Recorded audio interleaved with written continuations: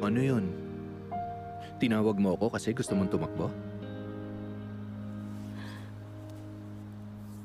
Sa pagkakataong ito, ikaw ang tatakbo, hindi ako. Malapit na. Anong klaseng bugtong yan? Nang magtungo ako sa bagong Choson, sinabi sa akin ni Chonmyung na may mahalagang mawawala sa akin. Ngunit maglalakbay raw ako para makamit ang inaasam ko. O tapos, nakuha mo ba?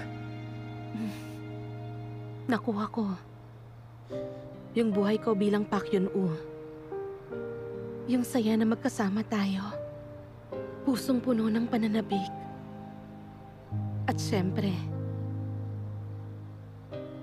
ikaw.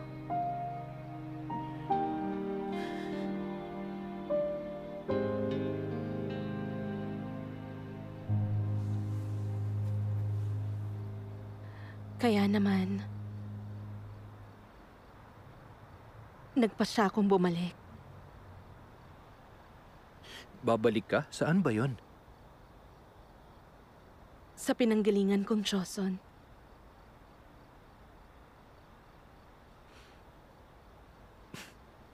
Biro lang yan, no? Ano ba yan? Nagbibiro ka? Di naman nakakatawa.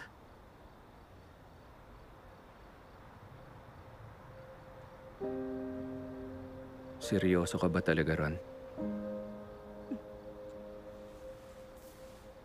Ano nangyari sa'yo?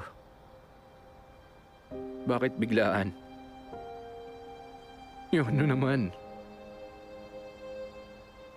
Kailangan kong umalis para mailigtas ang buhay mo. Si Chonmyung ba yan? Sinabi sa'yo ni Chonmyung?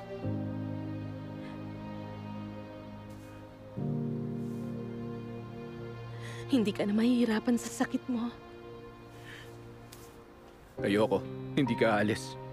Sabi na sa'yo, sa akin ka lang makinig, di ba? Hindi ko masusunod yun. Nagtungo ako rito upang siguruhing mabubuhay ka. Ayoko. Ayoko niyan. Wala akong paki kung mamatay man ako. Basta... tingin mo papayag na lang ako? Ayoko. Hindi pwede.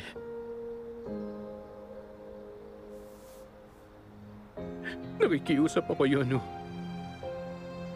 Huwag mong gawin sa akin to.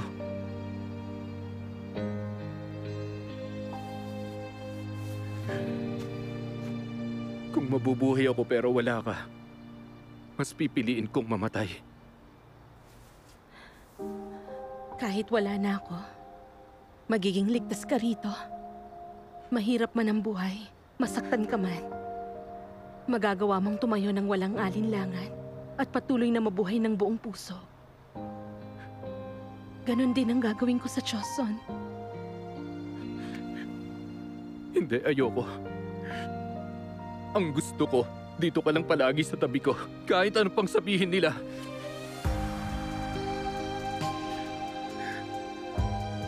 Kahit na mamatay pa ako, hindi kita pakakawalan. Kaya huwag kang bumalik doon. Ngunit Huwag na Teha, muna tayo mag-usap. Ayaw na muna kitang makita. 언젠가 꿈을 꿨던 어느 날 깨어나 오랫동안 뭘 하는 O, Teha, 한참을 두고 iligtas mo ako. Gagawin ko kahit ano. Basta gamutin mo ako.